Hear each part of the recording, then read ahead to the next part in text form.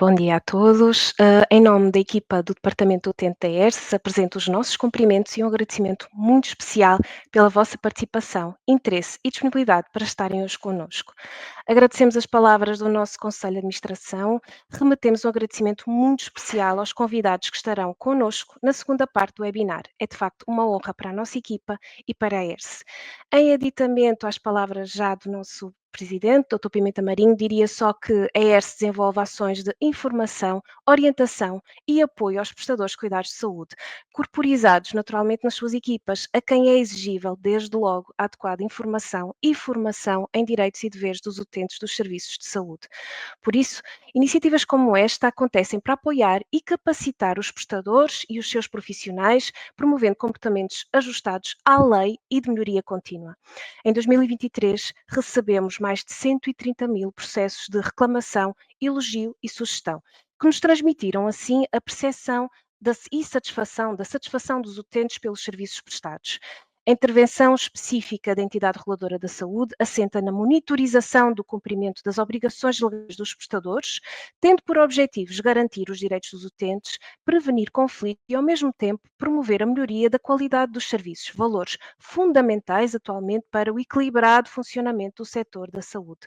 Por outro lado, a reclamação é cada vez mais um elemento-chave para a avaliação da satisfação e experiência geral dos utentes, e o comportamento pós-reclamação adotado pelos serviços, aqui prestadores e profissionais, é mensurado ele próprio em sede de indicadores de desempenho, monitorização e contratualização em vigor nas mais diversas áreas da prestação de cuidados de saúde. Por fim, quanto maior o conhecimento do setor sobre a tramitação destes processos, mais se contribuirá para a afirmação de reclamações, elogios e sugestões, enquanto fonte de informação crucial à identificação célere de problemas, potenciando uma atuação cada vez mais preventiva, informada e eficaz, não só por parte desta reguladora, mas essencialmente e principalmente por parte dos prestadores e dos seus profissionais. Por todos estes motivos, a ERS tem vindo a reforçar o apoio e acompanhamento ao setor regulado também nestas matérias.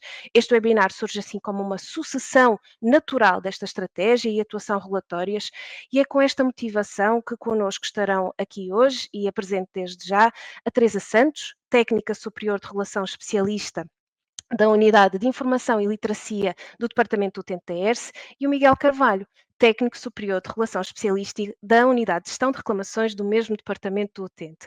As apresentações da Teresa, jurista de formação, e do Miguel, profissional de saúde, ele próprio enfermeiro, serão complementares entre si. Portanto, vão conjugar a explicação do quadro normativo e da atuação relatória da ERSE com exemplos práticos direcionados a assinalar principalmente o papel dos profissionais de saúde enquanto agentes essenciais na promoção da melhoria contínua.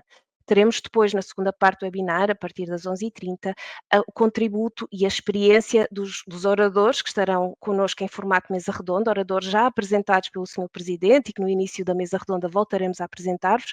Por tudo isto, fiquem connosco. Dos mais de 700 inscritos, temos cerca de mais de 300 profissionais de saúde, e desde já o nosso agradecimento muito especial pelo vosso interesse em estarem aqui connosco. Seguimos com o sentido de responsabilidade que se possa ampliar o espaço de reflexão e partilha de experiências, também com a expectativa de que vos traga valor acrescentado, tendo já a certeza de que será para a ERSE uma valiosa oportunidade de aprendizagem. Uma vez mais, obrigada, bom trabalho. Teresa, é a tua vez. Obrigada. Olá, bom dia a todos e desde antes de começar a minha apresentação, agradecer a todos a vossa presença. Esperamos que este webinar seja o mais profícuo para todos que hoje nos assistem. Creio que a minha apresentação já estará no ar para então começarmos a falar um pouco sobre o direito à reclamação e vamos focar essencialmente o papel e a importância dos profissionais de saúde durante a sessão de hoje. Estes são os conteúdos que vamos abordar. Estarei por falar sobre a garantia do ato de reclamar, depois sobre as obrigações do prestador, sempre elas articuladas com as competências e a intervenção regulatória da ERSE, e depois abordaremos os conteúdos informativos de apoio que estão disponíveis para os profissionais de saúde, para eles terem apoio realmente na análise das reclamações. O Miguel, na sua apresentação, focará essencialmente e de uma perspectiva mais prática até o papel dos profissionais de saúde. Vamos então dar início e começar por apresentar a ERSE e analisar qual é o seu papel na garantia do ato de reclamar, na garantia do direito à reclamação. A ERSE é uma pessoa coletiva de direito público, tem a natureza de entidade administrativa independente e está dotada de autonomia administrativa e financeira, autonomia de gestão, independência orgânica, funcional e técnica e tem ainda património próprio. Todos estes aspectos que referi são essenciais à sua independência e à sua isenção. A ERSE tem também vários poderes que lhe foram conferidos pelos seus estatutos, aprovados pelo Decreto-Lei 126/2014, como podem ver ali no quadro à direita. Ao longo desta sessão, falaremos também nas diversas manifestações destes poderes, os poderes de regulação, regulamentação, supervisão, fiscalização e sancionatórios. A ERSE tem como missão a regulação da atividade dos estabelecimentos prestadores de cuidados de saúde. Foi isso que ouviram, por exemplo, no vídeo de apresentação e de início deste webinar. E a ERSE tem ainda a particularidade de regular tanto o setor público, mas também os setores privado, social e cooperativo. Temos ainda várias atribuições e vários objetivos de regulação, todos eles, como é natural, previstos nos seus estatutos.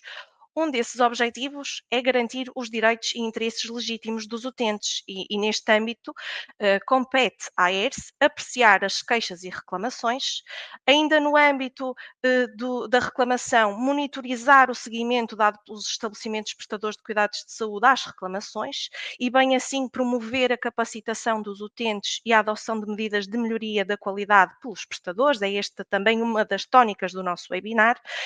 E é obviamente que estas medidas de melhoria serão tomadas, assim se espera, na sequência da análise da reclamação. Outro foco de atividade regulatória da ERSE consiste em prestar, em matéria de direitos e interesses legítimos dos utentes, informação, orientação e apoio não só aos utentes, mas também aos prestadores e aos demais agentes que tenham uma intervenção, quer seja ela direta ou indireta, no nosso sistema de saúde, pois será realmente a soma dos esforços de todos estes agentes que enumerei que trará o melhor resultado possível para a prestação de cuidados de saúde. Compete também à ERSE cooperar com outras entidades na divulgação de informação sobre direitos, como, por exemplo, a Direção-Geral do Consumidor, e para que tudo isto funcione da melhor forma, a ERSE exercerá, obviamente, os seus poderes de supervisão, de regulação, emitirá ordens, emitirá instruções, recomendações ou até advertências individuais, poderá ainda impor medidas de conduta e a adoção de providências necessárias à reparação dos direitos e interesses legítimos dos utentes. A ERSE exercerá também os seus poderes sancionatórios, sancionando os incumprimentos que verifique, matéria de que também falaremos adiante. Falamos já da natureza da ERSE, das suas atribuições, dos seus objetivos regulatórios e porque hoje temos este webinar dirigido principalmente a profissionais de saúde, não poderíamos deixar de referir uma disposição prevista também ela nos estatutos da ERSE que visa precisamente estes profissionais. Dizem os estatutos desta entidade reguladora que os profissionais de saúde não estão sujeitos à regulação da ERSE no que respeita à sua atividade sujeita à regulação e disciplina das respectivas associações públicas profissionais. Estamos a falar aqui de questões relacionadas com o exercício do poder disciplinar, de questões relacionadas com deontologia ou até mesmo questões de averiguação da conformidade da prática clínica, ou seja, a verificação do cumprimento por parte do profissional de saúde das leis artes. Mas então podem estar então a questionar-se o seguinte: se eu, enquanto profissional de saúde, não estou sujeita à regulação da ERSE nestas referidas matérias que vos acabei de dizer, por que motivo estou a assistir a este webinar? Por que razão é que este webinar é dirigido aos profissionais de saúde? Um dos objetivos de regulação da ERSE, e que explica o porquê de estarem aqui hoje, é zelar efetivamente pela prestação de cuidados de saúde de qualidade. Receber cuidados de saúde de qualidade é um dos direitos dos utentes que compete à ERSE garantir. E obviamente que o cumprimento no seio dos prestadores de cuidados de saúde dos procedimentos instituídos e que estejam relacionados com a prestação de cuidados de saúde, que se querem de qualidade, mais uma vez friso esta ideia, é alvo de regulação da ERSE, faz parte das suas atribuições e competências e isto naturalmente tem impacto direto nos profissionais de saúde. Além disso, apesar de a ERS não regular os profissionais de saúde naquilo que é regulado pelas suas ordens profissionais, mais uma vez relembro questões deontológicas, disciplinares e de conformidade da conduta com as leis artes, uma reclamação pode de facto originar vários tipos de processos, desde logo processos disciplinares, processos contraordenacionais e até mesmo processos de índole criminal.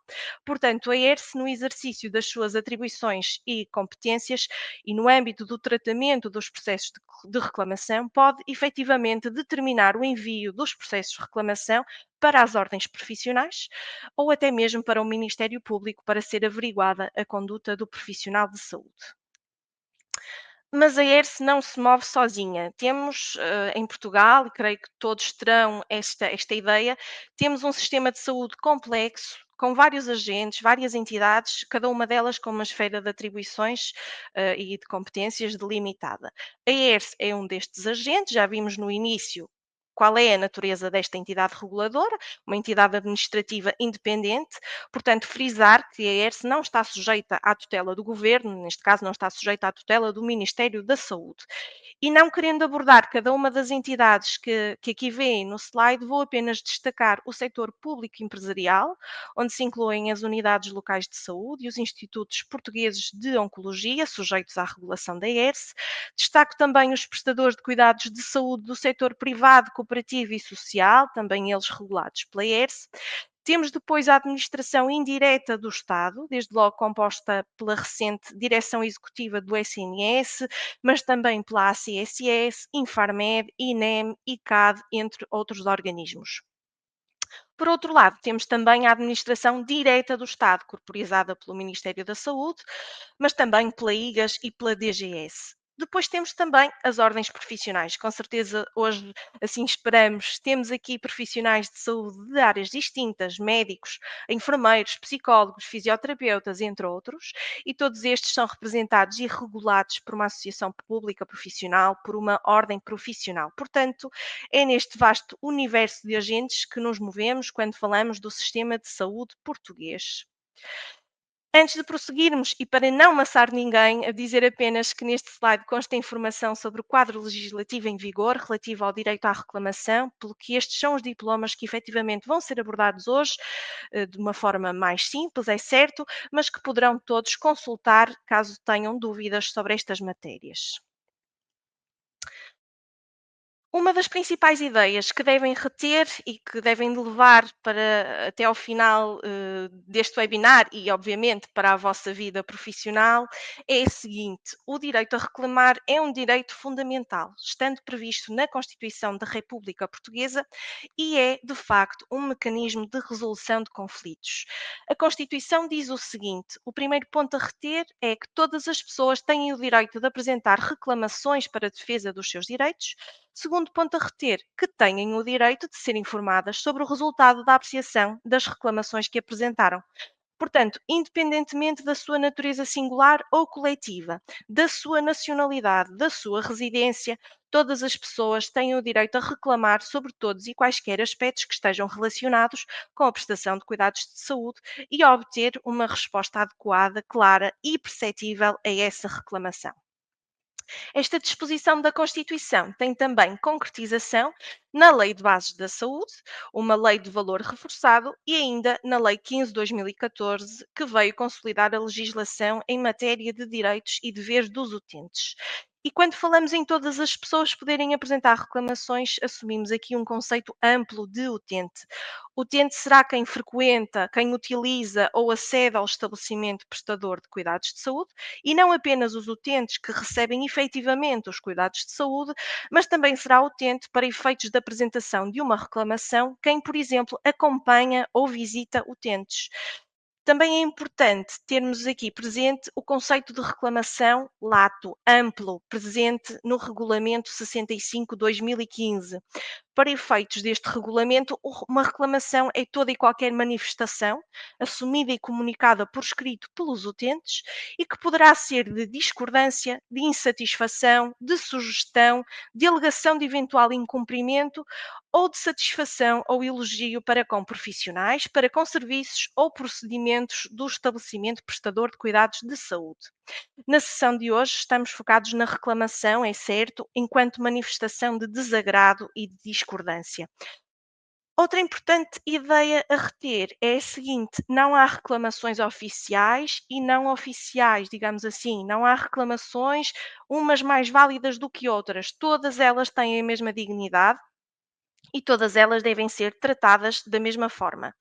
E aqui dirigir uma palavra muito breve para os livros de reclamações que estão ao dispor para a apresentação de reclamações: o amarelo para o setor público, o vermelho para o setor privado, cooperativo e social, e o eletrónico, atualmente, também para o setor privado, cooperativo e social. Apresentada uma reclamação por um utente, recebida uma reclamação por parte do prestador, o que é que este deve fazer? São estas as questões que aqui se colocam. Deve, desde logo, o prestador iniciar um fluxo de tratamento das reclamações que é previsto nos estatutos da ERSE e no Regulamento 65/2015, de que já vos falei. Assim, e no prazo de 10 dias úteis contados desde a data da apresentação da reclamação, o prestador deve submeter a reclamação no Sistema de Gestão de Reclamações, vulgo SGRE, que é assim que me referirei a este sistema doravante, e este Sistema de Gestão de Reclamações é a plataforma da ERSE utilizada para a tramitação de reclamações. Deve também o prestador enviar uma resposta ao reclamante, submeter no SGREC cópia da resposta enviada ao reclamante, submeter também na plataforma as alegações à ERSE relativas aos factos reclamados e submeter os demais elementos obrigatórios referidos no Regulamento 65/2015. O prestador deverá ainda, notem, por favor, responder às solicitações de informações e de elementos adicionais que eventualmente sejam feitas pela ERSE no prazo concedido para o efeito. Falamos essencialmente de pedidos que se destinam a esclarecer de uma forma mais cabal, mais completa, a situação reclamada.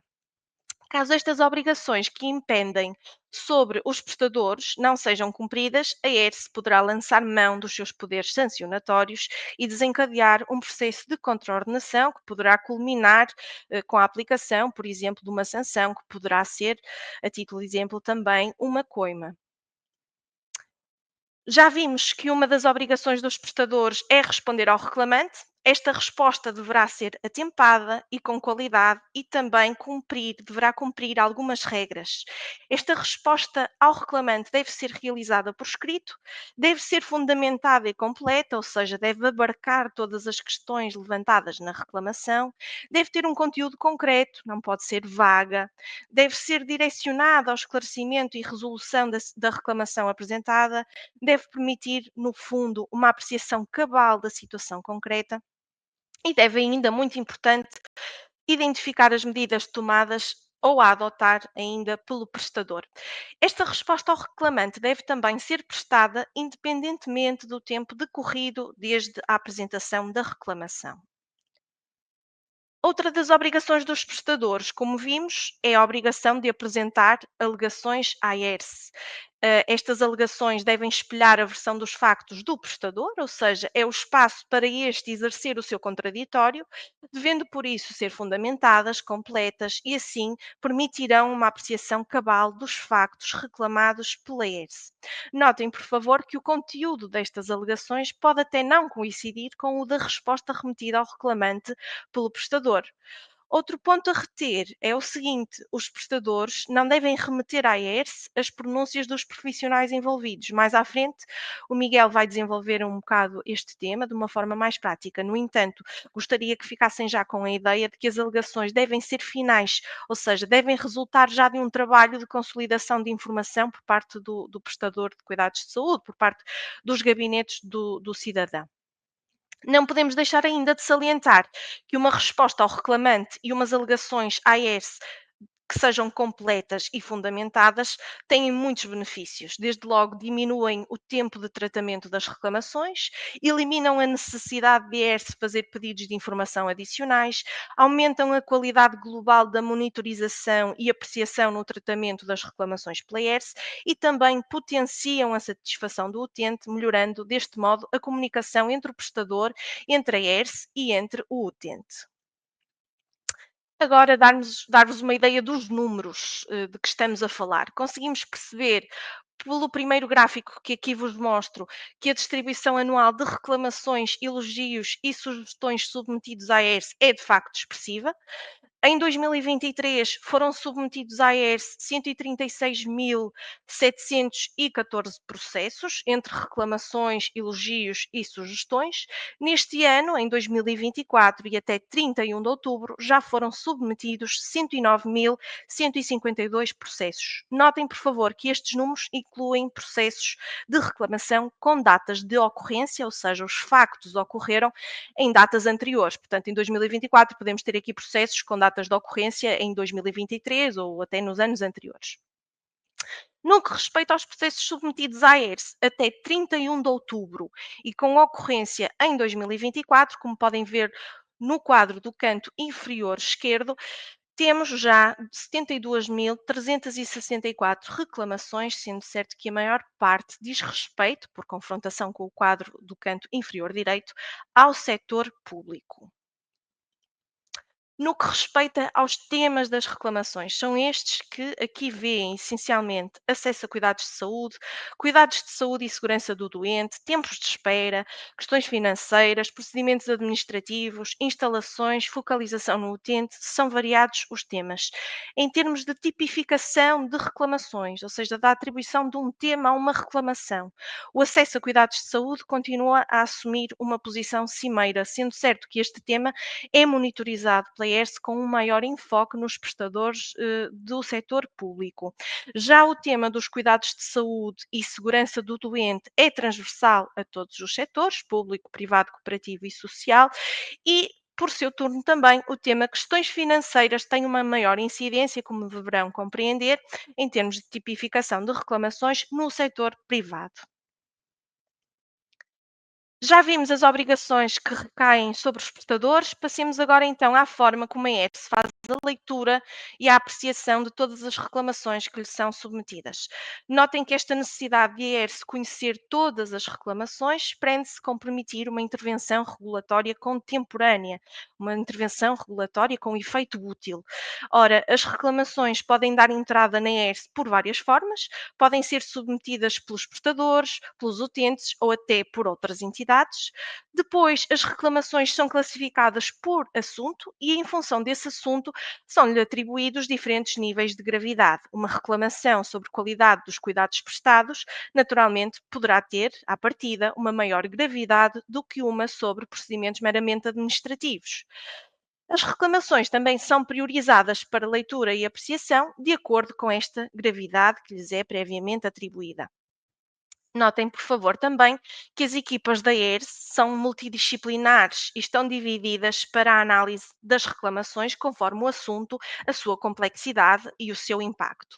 Por fim, as reclamações seguirão fluxos diferentes, que poderão passar por uma tramitação mais expedita, que resulta, por norma, num arquivamento automático, e aqui dizer-vos que falamos de reclamações com nenhuma ou baixa gravidade, sem impacto para os direitos dos utentes, ou então poderão seguir uma tramitação nuclear, digamos assim, para reclamações com uma maior gravidade, que exigem um processo de tramitação de reclamação mais longo e, eventualmente, com uma maior interação entre o prestador e a ERSE.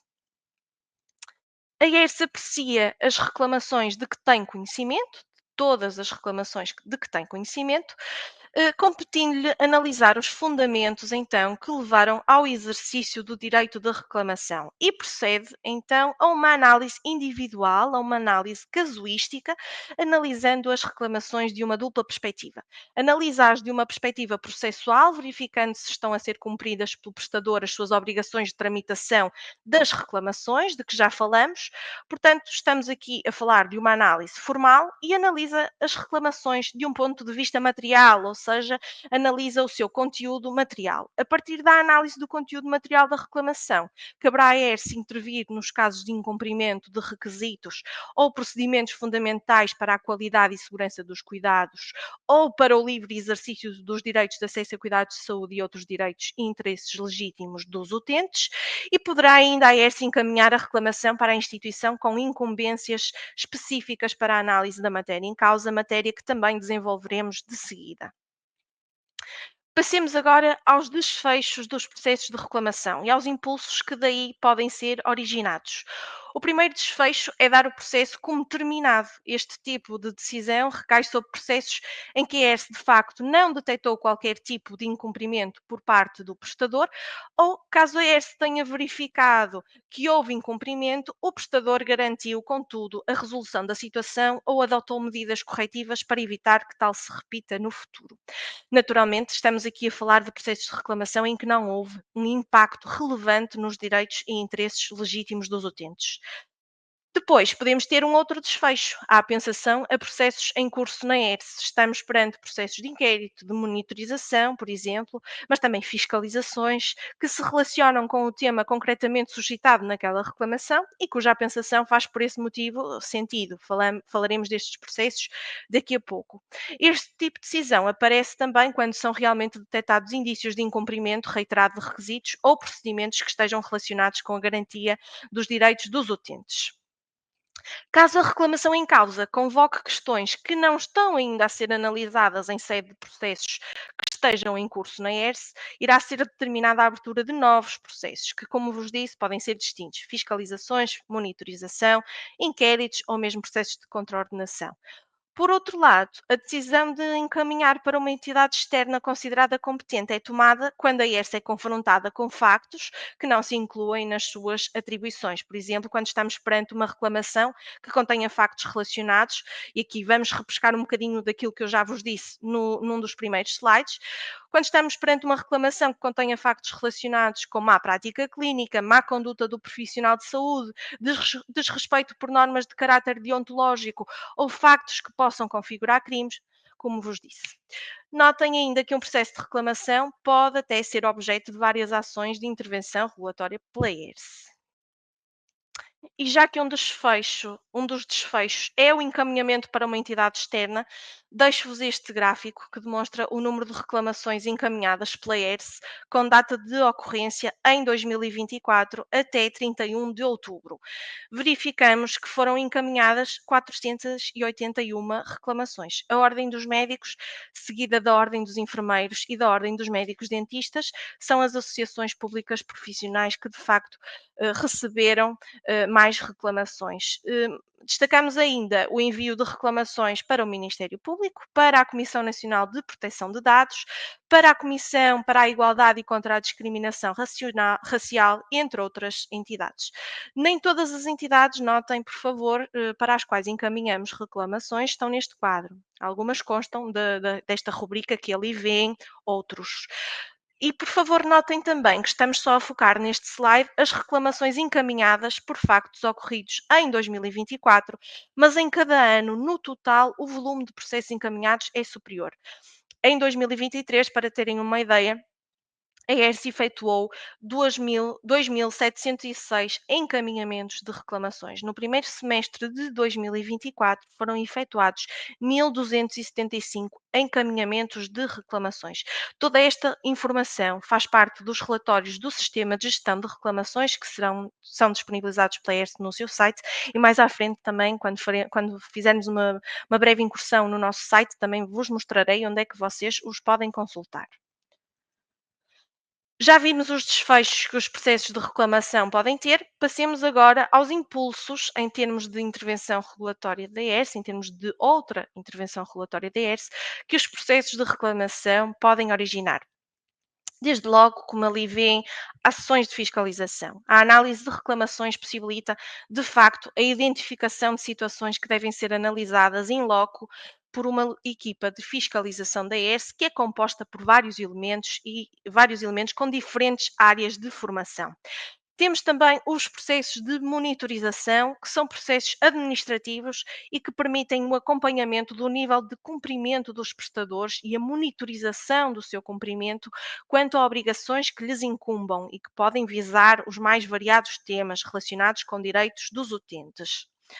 Depois, os processos de inquérito, que visam o tratamento e uma investigação aprofundada de factos previamente analisados em sede de um processo de reclamação. Estes processos surgem no âmbito dos poderes de supervisão da ERS, com o intuito de zelar pela aplicação das leis, dos regulamentos e das demais normas aplicáveis aos estabelecimentos prestadores de cuidados de saúde.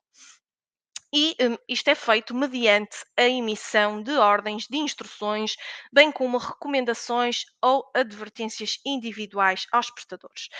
Importa clarificar aqui o que é uma ordem. Temos aqui um exemplo de uma ordem na figura do lado esquerdo e se virem, se lerem o dispositivo, podem ver que uma ordem é um comando com caráter concreto, sem margem de conformação por parte do prestador, uma vez que é prescrita pela ERS uma conduta específica. Já a instrução, que podem ver à direita, por oposição à ordem, tem um caráter mais genérico, implica uma concretização por parte do prestador, que está obrigado, contudo, a atingir um determinado resultado. Por fim, os processos de contraordenação, uma manifestação dos poderes sancionatórios da ERS. Assim, relativamente a infrações cuja apreciação seja da sua competência, incumbe à ERS desencadear os procedimentos sancionatórios adequados, adotando as necessárias medidas cautelares e aplicando bem assim as devidas sanções, que podem ser, como já vos disse, coimas. De tudo o que vos expus, resulta a importância da reclamação, isso é inegável. Realmente, a reclamação é uma fonte de informação para as mais variadas intervenções regulatórias da ERS. De facto, a análise agregada de reclamações permite identificar restrições ao acesso a cuidados de saúde, permite identificar falhas de qualidade e segurança que estejam a acontecer no sistema de saúde. As reclamações são importantes barómetros do estado do sistema de saúde e esta análise agregada e consequente identificação de padrões no comportamento dos prestadores permite intervenções regulatórias antecipadas. Caminhamos cada vez mais, é um facto, para um modelo de supervisão da ERS, da reguladora, um modelo de supervisão pelo risco, um modelo antecipatório, um modelo preventivo. A reclamação permite também a criação de uma oportunidade de melhoria com a adoção por parte do prestador de medidas corretivas com vista a prevenir situações futuras. Mais uma vez vos digo, o Miguel já vos falará sobre isto de forma mais desenvolvida. Temos também uma intervenção regulatória da ERS, que são os estudos que podem partir realmente da análise de reclamações. Relativamente à mediação, que também ali vêem no slide, esta também pode resultar de um processo de reclamação e dizer-vos que é um meio extrajudicial e alternativo de resolução de conflitos, em que as partes são auxiliadas por um terceiro imparcial, por um mediador, neste caso será a ERS a fazer este papel, e através do qual procuram voluntariamente chegar a um acordo que resolva o conflito que as opõe, podendo até o mediador propor soluções para este efeito. Portanto, poderá ser dirigido à ERS um pedido de mediação que depois terá de ser aceite pela contraparte. E, por fim, as reclamações possibilitam ainda a emissão de alertas de supervisão ou notas informativas. E a propósito dos alertas de supervisão, falar-vos mais um pouco sobre este instrumento. Este instrumento de natureza preventiva e reativa que está ao dispor da ERS e que nos permite atuar transversalmente e de forma célere sobre os regulados, sobre os estabelecimentos prestadores de cuidados de saúde de todos os setores ou então de algum setor específico e têm sempre o objetivo de acautelar os direitos e interesses legítimos dos utentes. Estes alertas, podemos dizer que são avisos à navegação, digamos assim. Permitem prevenir ou travar a ocorrência de constrangimentos ou falhas no mercado e relembram os prestadores que devem alinhar o seu comportamento com aquilo que nos alertas é veiculado. Podemos ter alertas de supervisão de índole mais substantiva, ou seja, que abordam o núcleo duro de determinado direito, ou então alertas de supervisão mais procedimentais, que versam por isso sobre procedimentos. Sobre reclamações, destacamos estes três que aqui vêm: o alerta 5/2022, o 1/2023 e o 5/2024, o mais recente, sobre o livro de reclamações eletrónico. Há ainda alertas de supervisão sobre outros direitos dos utentes, não só sobre o direito à reclamação, sobre outros direitos e respectivas obrigações dos prestadores. É o caso do alerta 3/2024 sobre o direito ao acompanhamento de pessoas em estado vulnerável de saúde e ainda o alerta 7/2024 sobre direitos dos utentes na prestação de teleconsultas. E como é que o profissional de saúde pode acompanhar a intervenção regulatória da ERSE? Como é que pode estar a par da perspectiva regulatória da ERSE sobre determinada matéria, sobre determinados direitos dos utentes? Ora, sempre que é emitido um alerta de supervisão, por exemplo, a ERSE notifica os prestadores de cuidados de saúde e procede à divulgação do alerta no seu site. Portanto, espera-se também uma postura ativa por parte dos prestadores. Espera-se que os prestadores façam a divulgação junto dos seus profissionais. O conhecimento, friso mais uma vez, o conhecimento da atividade da ERSE é um importante mecanismo preventivo. O conhecimento por parte dos prestadores de cuidados de saúde, dos alertas de supervisão, das instruções, das ordens, dos estudos, no fundo, de toda a atividade da ERSE, permite-lhes uma coisa muito importante, que é analisar o estado da sua atividade, verificar o que é que estão a fazer, como estão a fazer, e deste modo permite-lhes adequar os seus procedimentos, adequar as suas práticas e até mesmo criar ações de sensibilização e de formação interna que sejam adequadas. E mesmo que determinada instrução emitida pela ERSE, mesmo que determinada ordem sejam direcionadas a outros prestadores, são sempre uma oportunidade para todos refletirem sobre se poderiam ser alvo daquela concreta ordem ou instrução. Tudo bem, esta ordem não é para mim, mas será que eu também estou a incumprir? Será que eu também estou a cometer, estou a fazer tenho estes procedimentos que não estão tão corretos? Isto é uma oportunidade para todos fazerem essa reflexão e para alinharem a sua conduta. Como exemplo de como é importante esta divulgação pelos prestadores junto dos seus profissionais, eu dou-vos o exemplo do alerta supervisão de que já vos falei sobre o livro de reclamações eletrónico, ele foi emitido, foi notificado aos prestadores e, ato contínuo, a ERSE começou a receber pedidos de informação sobre este alerta, sobre o conteúdo deste alerta, e isto originou a realização de um webinar. Foi o último webinar realizado. Portanto, isto está tudo em rede e é muito importante que os prestadores façam a divulgação da atividade da ERSE junto dos seus profissionais. E quando o processo de reclamação não está completo? Ou seja, o que é que acontece quando o prestador não cumpre as obrigações que lhe competem e de que já falamos? Vamos agora então abordar o que é que acontece quando a ERSE é levada a fazer uma análise unilateral do processo de reclamação. A ERSE não vê a reclamação como um processo meramente burocrático, mas sim como uma fonte de informação contemporânea que permite a sua intervenção, como já vimos. Possui uma equipa de técnicos com diferentes valências, diferentes áreas de formação.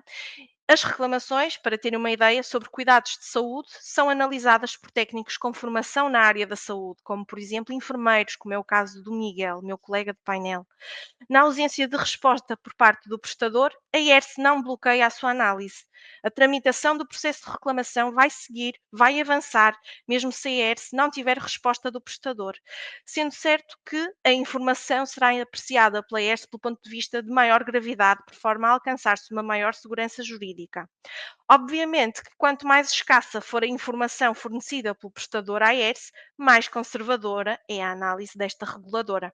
Portanto, a ERSE decidirá o desfecho do processo de reclamação, que pode passar também, como já vimos, pelo encaminhamento para entidades competentes na matéria em causa, ou pela abertura ou a apensação da reclamação a processos no âmbito da intervenção administrativa e sancionatória da ERSE, que são, eles próprios, processos naturalmente mais onerosos para o prestador e para os profissionais. Ainda neste caso em concreto de ausência de resposta por parte do prestador, poderá ser determinada a apensação da reclamação a um processo de monitorização em especial, o processo de monitorização 1/2019, que avalia o nível de cumprimento dos prestadores quanto à obrigação de remeter à AERS alegações e uma resposta final ao reclamante. Ou poderá ainda ser determinada a abertura de um processo de contraordenação no exercício dos poderes sancionatórios da AERS. Passando agora aos conteúdos informativos que estão ao dispor dos profissionais de saúde e que servem de apoio à análise das reclamações.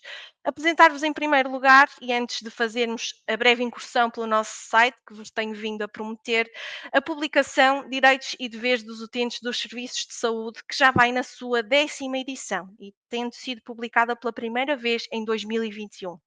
Esta abrange os direitos dos utentes considerados pela ERS como mais relevantes para a sua intervenção regulatória e fornece informação de ordem prática.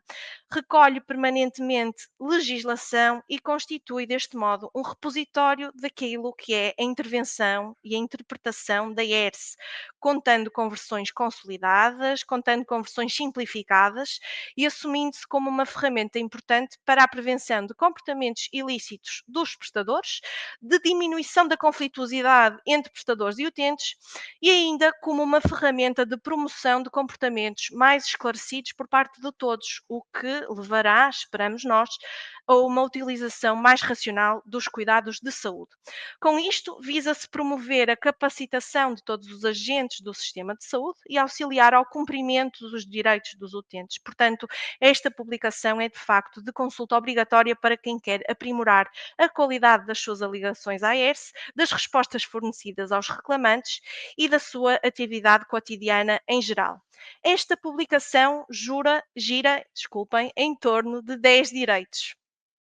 Estes que aqui vêem, e aborda também os deveres dos utentes. E agora passaria a mostrar-vos o nosso site, onde podem ficar a par de toda a atividade da ERS, desde logo a área Utentes, Direitos e Deveres dos Utentes, onde podem encontrar a publicação, as suas versões simplificadas e as suas versões consolidadas. Nesta área irão encontrar também um formulário que se destina a recolher os contributos de todos aqueles que o pretendam fazer, por exemplo, sugestões ou comentários à publicação sobre direitos e deveres, ou até mesmo pedidos de informação, pois pretende-se que esta publicação resulte um processo participativo. Poderão encontrar na área utentes perguntas frequentes sobre variados direitos e ainda poderão encontrar nesta área as publicações da ERS. Aqui um especial destaque para os boletins. Podemos aqui abrir o último, emitido a propósito do Dia Mundial da Saúde. Destaque também nesta área para notas informativas, mas para os folhetos que poderão ser impressos pelos prestadores, pelos utentes também, mas essencialmente pelos prestadores, para estarem à disponibilização dos utentes. Depois, a área prestadores, destaque para a área submissão de reclamações, onde poderão consultar, por exemplo, o guia de apoio ao utilizador do SGREC, questões relacionadas com submissão de reclamações, mais acima, e depois ainda questões relacionadas e informações sobre o livro de reclamações eletrónico.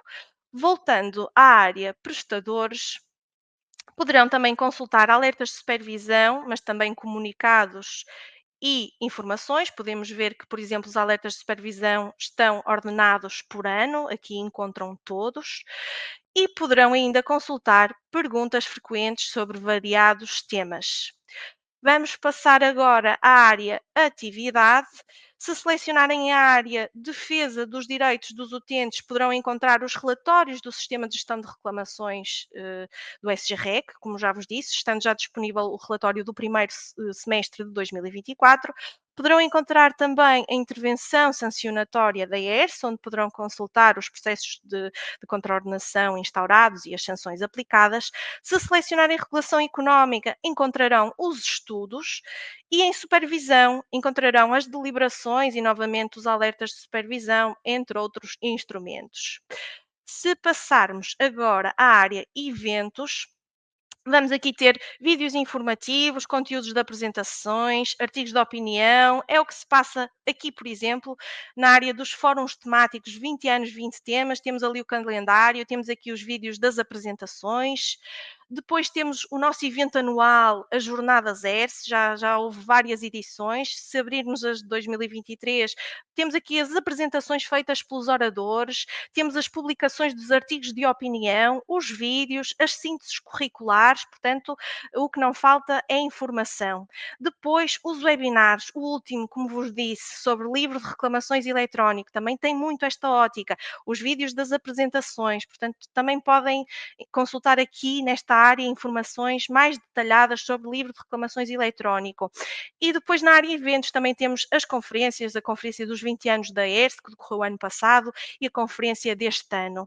E por fim, caso os prestadores assim entendam, poderão lançar mão de um pedido de mediação, preenchendo o formulário que aqui vêem, e realmente lançar mão deste instrumento de resolução de conflitos. Finda esta viagem breve pelo website, vamos voltar de novo à nossa apresentação para vos falar então um bocadinho, e com isto termino a minha apresentação e passarei a palavra ao Miguel, sobre a figura do mediador, do provedor do utente. Esta figura que a ERSE reputa como tão positiva. De facto, é uma figura relevante, é uma figura de proximidade, já com expressiva existência, tem vindo a assumir uma crescente importância, quer nos prestadores do setor privado, quer nos prestadores do setor público, e surge de facto como um facilitador, podendo ter um papel importante enquanto instrumento, entre aspas, para a resolução de conflitos. O Estatuto do SNS veio prever explicitamente esta figura, atribuindo-lhe várias competências, desde logo a representação dos utentes e das suas famílias, a realização de propostas de melhoria contínua, um ponto muito importante, de melhoria contínua dos cuidados no seio do prestador, e ainda pode esta figura assumir um papel ativo na promoção da literacia em direitos dos utentes. Também esta é uma bandeira da ERSE, um propósito da ERSE, a promoção da literacia em direitos dos utentes. Posto isto, agradeço a todos a vossa atenção e passo a palavra ao meu colega Miguel. Muito obrigada a todos.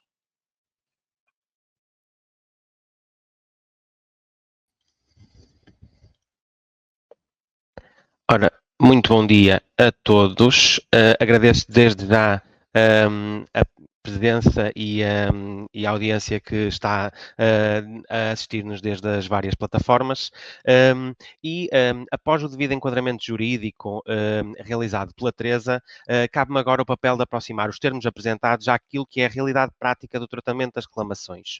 Começamos por nos referir ao pressuposto que a reclamação deve ser entendida como um dos pontos de partida para a melhoria contínua, uma vez que as reclamações são fontes de informação, servindo, para além do já mencionado, o propósito de dar a conhecer e identificar inconformidades, constrangimentos, dificuldades no acesso, no acompanhamento ou também a falta de adequação e qualidade dos cuidados recebidos. As reclamações são, então, factos percepcionados pelos utentes e é importante manter presente esta ideia, uma vez que, estando a relatar factos ocorridos durante o processo de prestação de cuidados, estas traduzem a perspectiva do ponto de vista do utente acerca daquilo que aconteceu. No entanto, sendo o utente apenas um dos intervenientes nesta interação, a elaboração de uma resposta e das alegações implica que o prestador analisa a sua conduta, os procedimentos aplicáveis à situação versada na reclamação e, nesse sentido, permite aferir a adequação dos procedimentos e apresenta-se desde logo como um instrumento primordial de gestão no sentido do fomento da melhoria contínua. À ERSE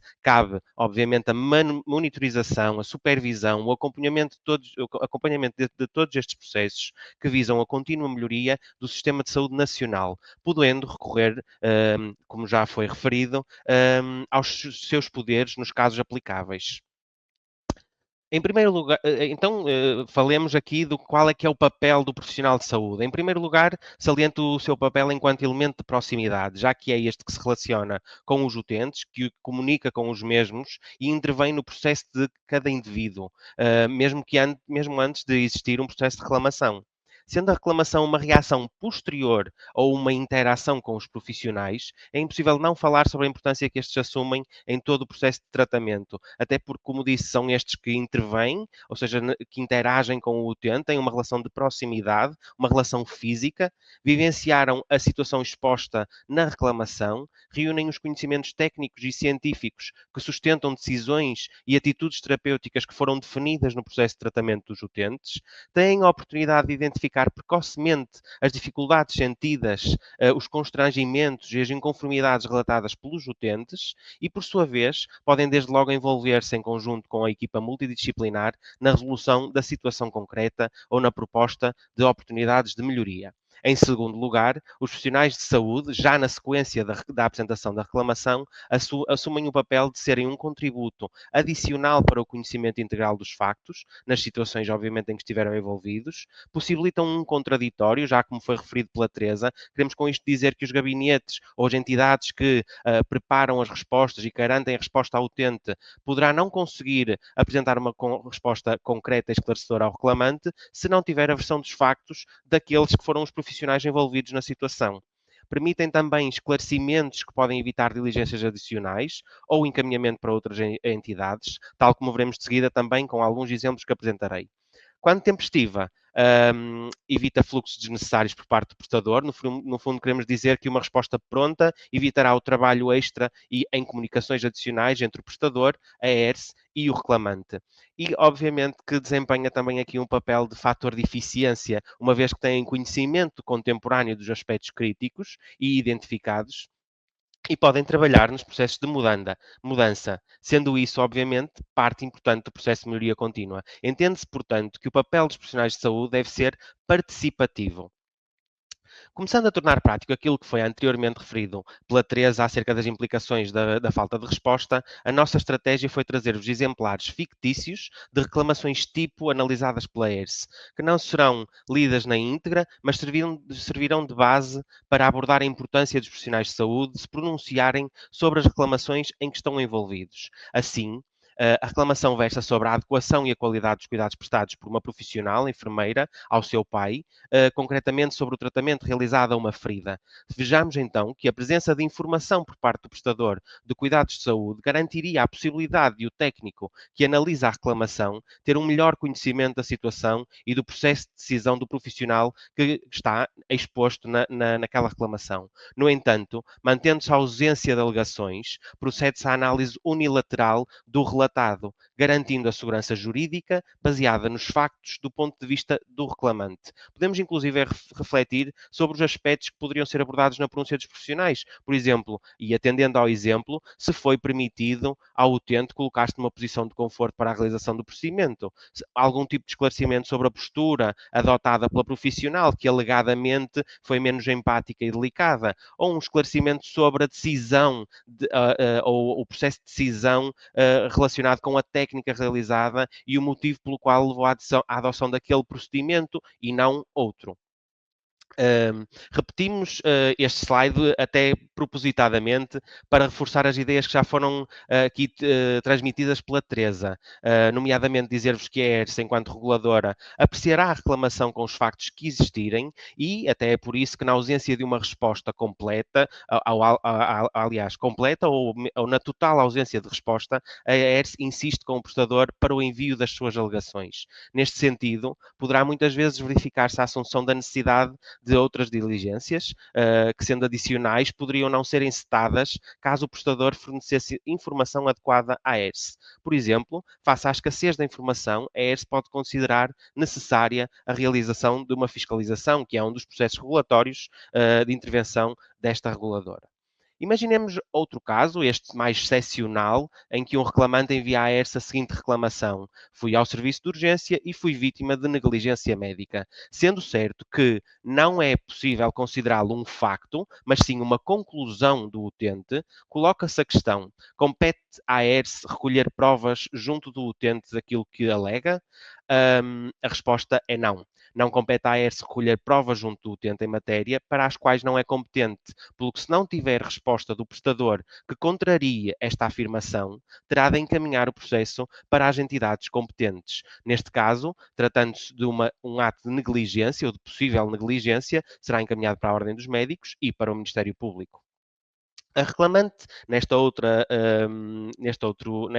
reclamação fictícia, alega um procedimento de triagem desadequado, a falta de urbanidade dos profissionais, questiona a adequação e a qualidade dos cuidados prestados, relatando a necessidade de ser reobservada noutro prestador, onde entende que foi corretamente tratada. Conclui-se que a falta de esclarecimento por parte dos prestadores não permite afastar a hipótese de os factos narrados carecerem de análise por parte de outras entidades com competências específicas, pelo que um processo de reclamação poderá, por inércia do prestador, dar origem a mais processos junto de outras entidades. Tal como verificamos no exemplo, parece existir uma situação de inconsistência em termos de atuação clínica e aparente falha de procedimentos, nomeadamente do procedimento de triagem, não existindo uma contextualização da situação e a percepção do ponto de vista do profissional de saúde, a análise da ERS levará a um encaminhamento do processo para a Ordem dos Médicos e Ordem dos Enfermeiros. Além disso, tratando-se de um procedimento institucional, levará também à instauração de outros processos regulatórios do ponto de vista de direitos e deveres do utente. Um novo exemplo fictício dá-nos conta da percepção por parte da utente de que foi esquecida a realizar um tratamento de fisioterapia, tendo apresentado no final o seu desconforto por não lhe terem sido prestados os melhores cuidados do seu ponto de vista. Novamente, não existindo por parte do prestador uma resposta resultado da audição dos profissionais envolvidos, a ERS apreciará os factos de forma unilateral, encaminhando o processo para a ordem respectiva, que terá as incumbências de intervir no caso de ter existido violação da Legis Artis. Portanto, a análise da informação fornecida por ambas as partes no processo de reclamação permite à ERS formular com maior segurança juízos sobre os factos relevantes para a decisão. Nos dois últimos exemplos, percebemos que não existiu de todo resposta do prestador. Mas vejamos agora uma situação em que existiu uma primeira resposta, no entanto, a abordagem e contextualização dos factos foi considerada insuficiente pela ERS. É um facto que, não raramente, as primeiras alegações remetidas à ERS são insuficientes ou mesmo evasivas, não permitindo à ERS uma cabal análise dos factos. Por este motivo, é possível que os profissionais sejam confrontados com a mesma reclamação mais que uma vez, no sentido de poderem fornecer mais informação relativa à situação exposta. Entende-se ainda que neste momento o papel do profissional de saúde acaba por ser indispensável para uma correta e adequada contextualização da situação de forma completa.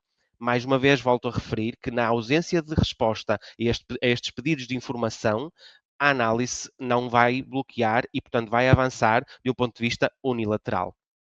Após a devida atenção ao primeiro painel, aqui muito bem exposto pela Teresa, de um ponto de vista concreto e naturalmente casuístico, os elementos a configurar numa resposta com qualidade são a contextualização da situação em exposição, a explicação dos factos ocorridos, desde logo que podem conter a argumentação do ponto de vista clínico e ou administrativo, nos casos aplicáveis, a apresentação da resolução da solução para o problema identificado e também a menção a medidas corretivas adotadas ou a adotar. Estas respostas devem ser resultado de uma análise conjunta das áreas envolvidas, que, para além de apurar os factos ocorridos, deverá identificar problemáticas internas que necessitam de intervenção por parte das próprias instituições, que, por sua vez, deve levar à menção a propostas de solução para o problema apresentado ou em medidas corretivas no sentido de prevenir a repetição em situações futuras. Então, as reclamações devem ser observadas como um instrumento para os gabinetes responsáveis pela gestão da mudança, no sentido de promover a melhoria contínua. De frisar, novamente, que a ERS disponibiliza no website diversa informação que poderá servir não só de capacitação dos utentes, como também dos prestadores em matéria de direitos e deveres dos utentes, que poderá também ser útil para a construção de uma completa resposta ao utente. Mantemos, no entanto, a tónica de que é necessário, e em algumas situações indispensável, chamar os profissionais de saúde para a resposta à reclamação, para apoiar os gabinetes de cidadão ou os gabinetes de gestão do utente, dependendo de cada caso, para responder adequadamente. Falemos então de que forma é que deve ser realizada a contextualização da situação. No exemplo apresentado, o profissional alegadamente terá recusado tratar um dente à reclamante, sem lhe ter sido garantido um tratamento subsequentemente adequado. Coloca-se então a questão: como contextualizar a informação de saúde? E a resposta será fazer referência aos motivos que levaram o utente a recorrer aos cuidados de saúde. Nesta situação, deve ser dada informação genérica sobre a situação de saúde ou o motivo pelo qual recorreu aos cuidados e que melhor se afigure para dar conhecimento à AERS sobre os factos ocorridos, conforme o exemplo apresentado. Poderá conter então esta contextualização o motivo pelo qual recorreu àquela consulta, imaginemos dor no dente, odontalgia, informação genérica sobre o problema identificado, o que é que foi percebido, qual foi o problema identificado por aquele profissional, se havia fratura no dente, se aquele dente poderia já ter sido sujeito a outros tratamentos que inviabilizavam a expectativa demonstrada pela própria utente, não é? Que não queria extrair o dente, mas sim restaurá-lo, e aqui o profissional dar este contexto do motivo pelo qual a viabilidade para o restauro não se colocava. Perante a situação também, quais as soluções de tratamento proposto e as informações fornecidas, podendo incluir informação sobre a receptividade do utente ao proposto. Referir também aqui que há situações em que há necessidade de aplicação de consentimento livre e informado portanto, também é importante referir estes aspectos na resposta enviada ao reclamante e à AERS. Neste exemplo, que expõe questões de humanização, adequação e qualidade dos cuidados prestados, nomeadamente a forma como a informação é transmitida ao utente, pode ser necessário uma melhor contextualização da situação com referência à condição clínica da utente, nomeadamente ou eventualmente o grau de dependência ou se existe algum tipo de antecedente pessoal que possa permitir uma melhor contextualização. Será importante fazer aqui este ponto entre a diferença de contextualização da saúde e informação clínica. A contextualização da saúde relatada pelo reclamante é um assunto que carece cuidado no tratamento, em virtude de algumas vezes poder contender informação de saúde do reclamante ou mesmo de terceiros, quando o reclamante não seja o utente. Todavia, deve ter-se em conta que o grau de profundidade e de detalhe da informação a conceder na resposta irá depender do grau de concretização e detalhe dos factos alegados pelo reclamante. Pois se é verdade que podemos estar a divulgar informação de saúde, que se insere na categoria de dados sensíveis, não é menos verdade que, através da submissão da reclamação, o reclamante decide colocar à apreciação desta reguladora as circunstâncias que relata e o eventual enquadramento de que esse relato careça, para, por um lado, apreciar a conduta do estabelecimento reclamado e, por outro, apreciar os factos na ótica da garantia dos direitos e interesses legítimos dos utentes. É importante clarificar, adicionalmente, que a ERSE, em primeiro, solicita o enquadramento estritamente necessário para o cumprimento da sua missão e atribuições de interesse público e, segundo, a informação requerida é adequada, necessária e pertinente para o apuramento da situação em causa. Essencial é, de todo modo, que nenhuma reclamação fique sem uma resposta e que seja suficientemente esclarecedora e idónea a resolver a situação que originou a reclamação. Deixamos aqui também a nota que muitas vezes a exposição apresentada é remetida à ERSE em conjunto com documentos que contêm informação clínica do utente enviada pelo próprio reclamante, nomeadamente diários clínicos, resultados de MCDTs, relatórios ou outros. No processo de análise do conteúdo material desta exposição, a ERSE não ignora esta informação e, portanto, tem-na em conta para a apreciação e emissão da sua decisão. Reiteramos, a ERSE tem já esta prática consolidada. Pedimos única e exclusivamente a informação que é adequada, necessária e pertinente e os prestadores só nos enviam a informação estritamente relevante. Falando em informação de saúde e a sua contextualização para envio ao utente e à ERSE, coloca-se a questão: a resposta dada pelo profissional de saúde é a resposta enviada ao utente e à ERSE? E a resposta é clara: não. Esta informação deve ser uma informação de enquadramento aos gabinetes do cidadão ou gabinetes do utente, que a deverá trabalhar ou tratar por forma a apresentar uma resposta ao utente e à ERS com informação mais completa.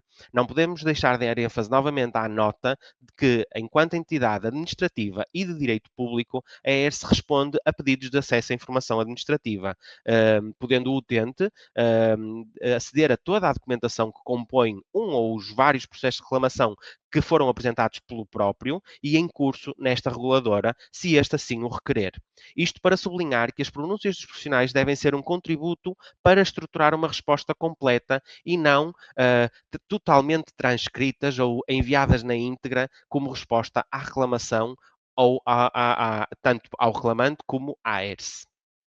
Como temos sublinhado a importância de uma resposta com qualidade, pensamos que uma forma de guiar a construção da mesma é percorrer aqueles que são os conteúdos que os gabinetes do cidadão, os gabinetes do utente ou do cliente, adaptável a cada realidade, deverão reunir em conjunto com os contributos dos profissionais de saúde. E é importante salientar que a identificação de situações de risco ou com potencial de melhoria de forma célere e o mais contemporânea possível não devem ser entendidas como forma de penalização, porque deixo aqui a nota, e trabalhar sobre o erro deve remeter essencialmente para a emergência de melhorar a experiência futura de outros utentes. Portanto, passando aqui o quadro, já falámos aqui de contextualização da situação em exposição, falámos aqui também já da explicação dos factos ocorridos e vamos aqui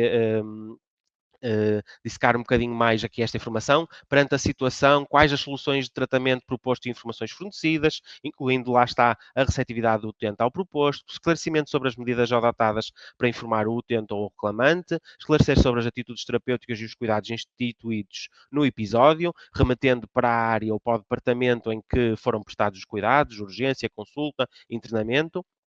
E depois passar agora para a segunda fase, que é a apresentação da resolução, solução para o problema identificado. E com isto queremos que, face aos procedimentos já definidos, o prestador e os profissionais envolvidos avaliem a adequação e a qualidade dos procedimentos. Por exemplo, se a reclamação é relativa a um procedimento de triagem, na resposta poderá conter informação sobre se este procedimento de triagem ou este episódio de urgência com este procedimento de triagem foi sujeito à auditoria, qual foi o resultado desta auditoria, se há aqui algum juízo crítico também por parte destes auditores relativamente àquele procedimento de triagem e se, no geral, a adequação e a qualidade dos cuidados prestados foi devidamente correta. Relativamente às medidas corretivas adotadas ou a adotar, a identificação de oportunidades de melhoria é desde logo um foco e, portanto, deve estar incluída também nas respostas enviadas ao reclamante e à ERS. A revisão, criação de procedimentos e fundamentos, as medidas adotadas para a resolução da situação e ou diminuição do impacto no futuro, por exemplo, se foi realizada formação à equipa acerca do tema identificado. Por outro lado, outra questão a abordar é se posso recusar responder ao reclamante caso a resposta implica divulgação de informação de saúde. E a resposta é não. A informação a disponibilizar deve ser adequada por forma a permitir ao reclamante ser informado de forma clara e objetiva quando à sua situação exposta. Numa situação em que a apresentação de reclamação perspectiva a obtenção de informação de terceiros, à qual não teria acesso de outra forma, ainda que de forma não intencional, o prestador de cuidados deve assegurar a confidencialidade da informação, mas ainda assim não deixa de estar obrigado a apresentar uma resposta o mais esclarecedora possível. Passando aqui à diferenciação entre aquilo que é a resposta ao reclamante e a resposta à ERS, na resposta ao reclamante deve haver uma contextualização da situação adequando a informação a disponibilizar e tendo presente que a informação de saúde pertence à pessoa a quem diz respeito. No entanto, mantém-se a tónica de que deve ser esclarecedora e objetiva e deve indicar as medidas adotadas para solucionar o problema identificado ou dirigir para os meios mais adequados para a sua resolução. Por exemplo, se a reclamação mencionar acesso ao processo clínico, deve ser pedagógica técnica e orientar o utente da forma como o deve fazer. Por outro lado, a resposta à ERS deve ser construída de forma a reunir informação de forma clara e objetiva, dando contexto à situação ocorrida, incluindo informação sobre a prestação de cuidados de saúde. Deve incluir a descrição dos factos ocorridos, necessitando da audição dos profissionais envolvidos, tanto na exposição dos mesmos do seu ponto de vista, como na enumeração das medidas adotadas no sentido da melhoria contínua. Estas pronúncias não devem ser enviadas, mas o seu conteúdo deve ser trabalhado, o conteúdo relevante, e deve ser devidamente preparado para explicar os factos do ponto de vista do reclamado. Podemos ainda estar perante uma situação em que o utente foi desadequado ou indelicado ou não tem razão na sua exposição, como no exemplo apresentado. Nessas situações, têm de responder ao reclamante AERS e a resposta é sim. O prestador de cuidados de saúde deve contextualizar e explicar a situação do ponto de vista legal, informando e enquadrando o utente para os seus direitos e deveres. Uma resposta que esclareça o utente sobre os motivos pelos quais este não terá razão nos argumentos invocados, ou por outro lado, sobre a incorreção ou falta de urbanidade na sua postura, poderá levar o utente a não repetir comportamentos indevidos e reclamações infundadas. Conforme podemos verificar no tipo de resposta que encontramos em alguns processos de reclamação, que aqui expomos, como percebemos, o prestador sensibiliza o reclamante para adequar a sua postura, fazendo cumprir os direitos, os deveres enquanto utentes dos serviços de saúde, disponibilizados, como já foi aqui dito pela Teresa, no website da ERS. De destacar aqui a menção aos três deveres sublinhados que poderiam muito bem ser utilizados para contextualizar ou para dar uma resposta ao reclamante: respeitar e tratar com urbanidade os outros utentes e os profissionais de saúde, respeitar a organização e funcionamento dos serviços de estabelecimentos de saúde e colaborar com os profissionais de saúde. Abordando as situações em que o utente é indelicado, desadequado ou perturba a organização e normal funcionamento dos serviços de saúde, questiona-se: a ERS não lhes diz nada? Efetivamente, não é a ERS que tem a responsabilidade por apresentar uma resposta ao utente. O responsável por apresentar uma resposta ao reclamante é o prestador de cuidados, podendo utilizar a mesma para informar o utente da validade dos fundamentos da sua reclamação. O juízo da ERS, relativamente à reclamação, é manifestado, peço desculpa, é manifestado na sua decisão final, sendo o prestador o responsável por apresentar uma resposta derivada da análise interna realizada e da audição dos intervenientes e enviando as suas alegações à ERS. Esta estará na posse dos factos pressionados pelo utente e pelo prestador, reunindo um processo completo com condições para emitir uma decisão que é a forma desta reguladora se manifestar. Neste sentido, e também para vos lembrar que não cabe à ERS intervir no caso da violação da Legis Artis, da mesma forma, não é a entidade responsável por defender os profissionais de saúde perante reclamações que contêm factos difamatórios. Quando se justifique, os profissionais devem procurar as entidades a si diretamente ligadas, nomeadamente a entidade empregadora, as ordens profissionais, os sindicatos profissionais e, claro, se justificar, o recurso à via judicial. Voltando à qualidade das respostas ao reclamante e à ERS, será importante neste momento deixar claro que o reclamante pode não ter razão nos factos expostos. E aí podemos questionar como é que a ERS tem em conta que o utente não tem razão. A resposta é simples: perante um processo completo, com informação dos factos ocorridos que relatem a ausência de incumprimento do prestador, a ERS terminará o processo de reclamação sem intervenção. A qualidade da resposta está também associada à evidência nas mesmas da avaliação que o prestador e os seus profissionais realizaram após terem conhecimento da reclamação.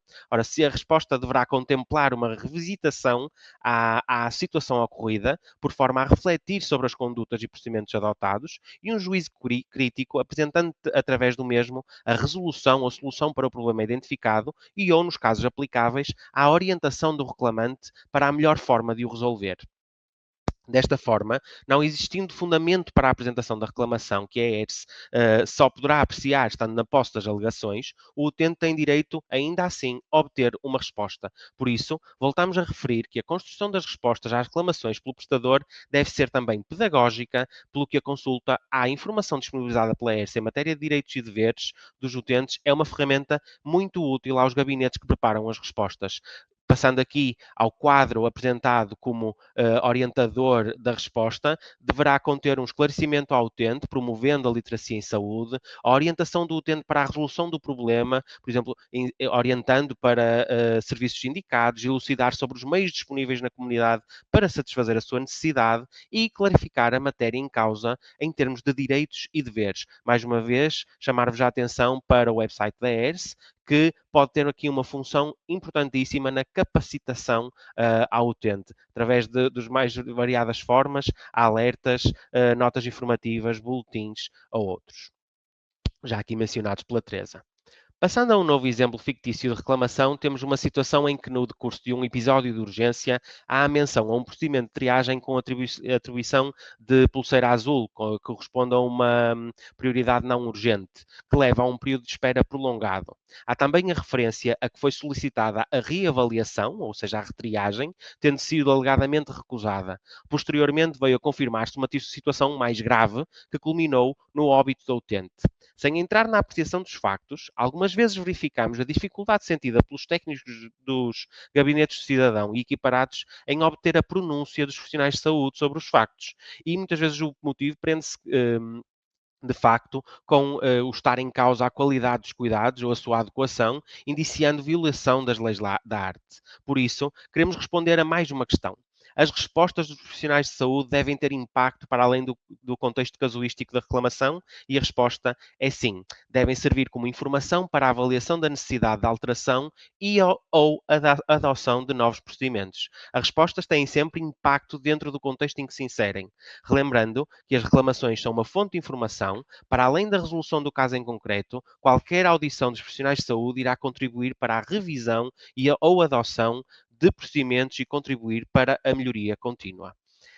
Estes são alguns dos exemplos de medidas corretivas implementadas nos prestadores, de que vamos tendo conhecimento através da tramitação de reclamações e sendo-nos enviadas através das respostas e alegações remetidas. Digamos que se considerarmos que a reclamação é o momento zero em que se tem em que a reclamação é apresentada e em que os profissionais envolvidos e os gabinetes de cidadão têm conhecimento desta exposição, deve ser desde logo instada a audição dos profissionais e que deve levar à reflexão e à sensibilização das equipas para revisitar os momentos, fazer uma revisão dos procedimentos adotados e desde logo instar um sem número de medidas corretivas, desde logo ações de sensibilização nas equipas, remetendo aqui ao caso exposto anterior à reclamação fictícia, por exemplo, sensibilizar para a avaliação da dor em contexto de triagem de Manchester, fazer revisão do protocolo de monitorização da dor em contexto de serviço de urgência, revisão do procedimento de retriagem, a introdução de melhorias no espaço físico, possam dar mais condições de conforto e humanas aos utentes que recorrem aos serviços, o reforço das dotações de enfermeiros, ou neste caso, exemplar, de modo a permitir respostas mais céleres e com mais qualidade. A introdução de metodologia de monitorização de circuito de informações e acompanhamento instituído no serviço de urgência. Deixo a nota de que aqui os procedimentos ou as medidas corretivas adotadas estão muito ligadas ao serviço de urgência, têm muito a ver também com o exemplo apresentado. Falamos de reclamação como fonte de informação e reconhecendo-a também como um impulso para a melhoria, representa para a ERSE uma forma de acompanhar, supervisionar o comportamento dos prestadores face ao problema identificado. Se não vejamos, da análise casuística e individual de cada reclamação é possível apurar a existência de incumprimento de procedimentos já instituídos ou indícios de violação de direitos dos utentes. Por exemplo, o acesso à realização de interrupção voluntária da gravidez e o direito ao acompanhamento no SU. Enquanto mecanismo de supervisão transversal, a ERSE acompanha e monitoriza o comportamento dos prestadores de cuidados do Serviço Nacional de Saúde nos procedimentos acima citados e, na presença de algum tipo de incumprimento, pode proceder à abertura de novos processos de regulação, como já os postos pela Teresa. Como contributo para a melhoria, podemos dar-vos exemplos de problemas identificados em reclamações que deram origem a novos processos e que estão disponíveis para consulta no nosso website. São estas as deliberações da ERS, onde estão plasmadas as ordens, as instruções e recomendações emitidas aos prestadores de cuidados de saúde, que indubitavelmente terão impacto na prática diária dos profissionais que neles exercem a sua função. Sem focar no detalhe, é possível identificar nestes documentos a forma como devem conformar-se os prestadores e os seus profissionais à adequação dos procedimentos e à garantia de uma prestação de cuidados segura e com qualidade, à luz de normas, de recomendações, de orientações, de programas de saúde emitidos pelas mais variadas entidades envolvidas, por exemplo, o Ministério da Saúde ou a DGS, a Direção-Geral da Saúde. Nesta outra deliberação, verifica-se a instrução ao prestador para cumprir os procedimentos já existentes no mesmo, relativos à identificação inequívoca de utentes e das normas emanadas pela DGS, no que toca à notificação e gestão de incidentes de segurança do doente. De salientar que estas instruções contemplam sempre a menção de que os prestadores devem assegurar que os procedimentos e normas sejam efetivamente conhecidos e cumpridos pelos seus trabalhadores, realizando a devida formação aos mesmos.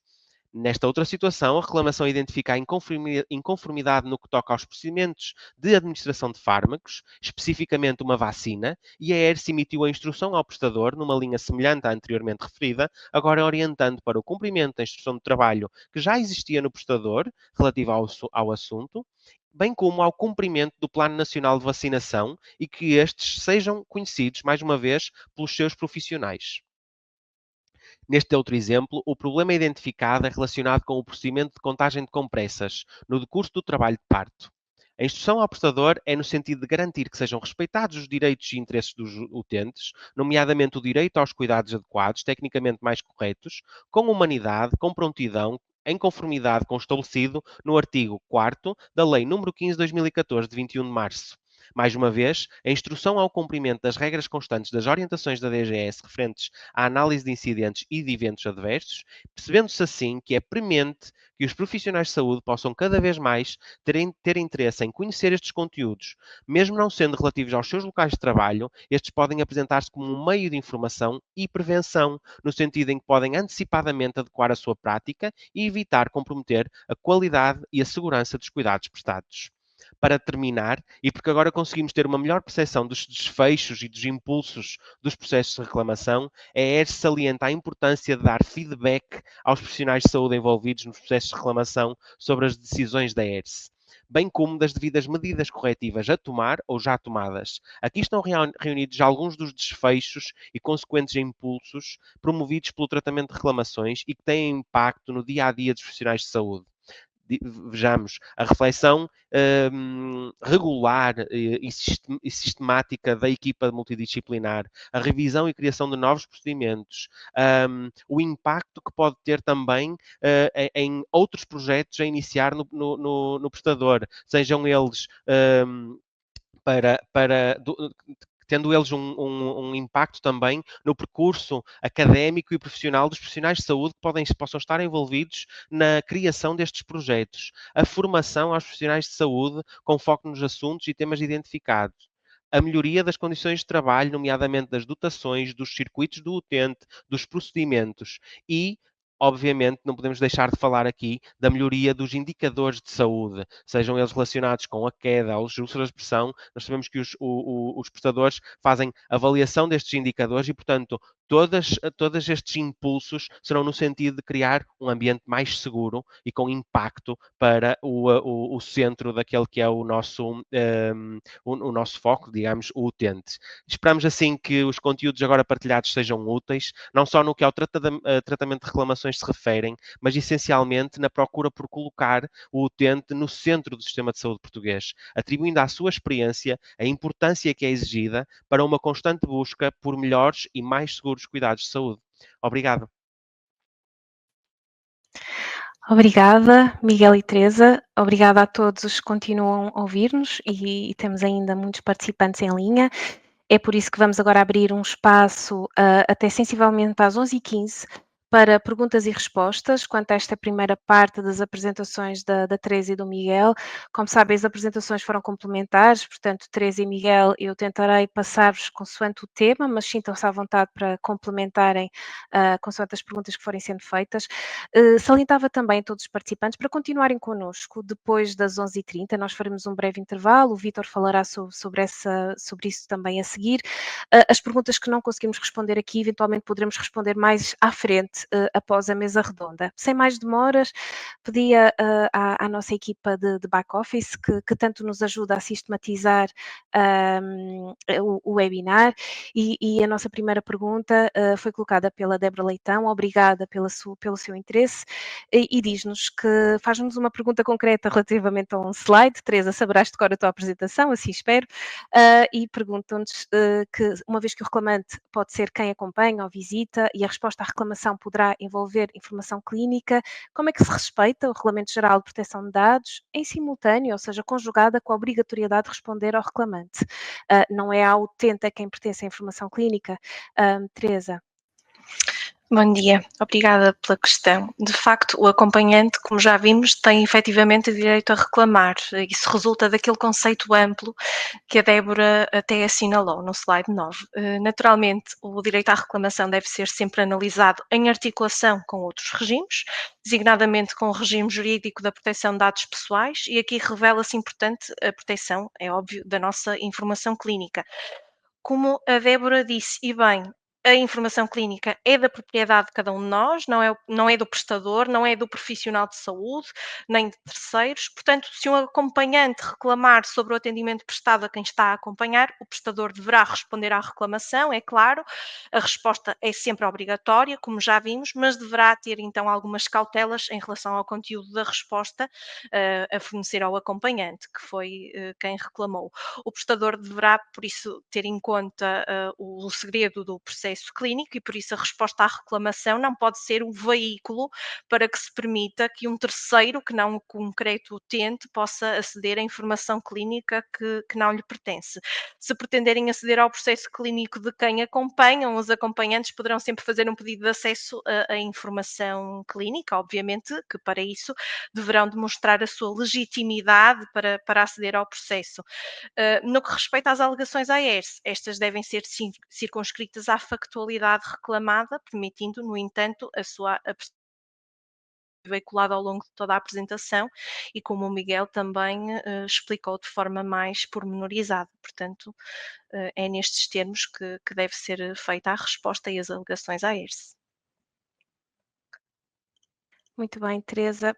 Ora, mais uma pergunta relacionada com a informação de saúde, e aqui o Miguel poderá complementar, porque foi ao ponto de que a ERSE, nos seus pedidos de informação, circunscreve-se até pela natureza de entidade pública. Teresa, se quiseres dar uma nota mais jurídica sobre o âmbito da ERSE, e Miguel, complementar com aquilo que expuseste na tua exposição. Esta é uma pergunta muito interessante, de facto. Sim, como vos falei logo no início, quando apresentei a ERSE, as suas atribuições, os seus objetivos regulatórios, disse-vos que a ERSE é uma pessoa coletiva de direito público.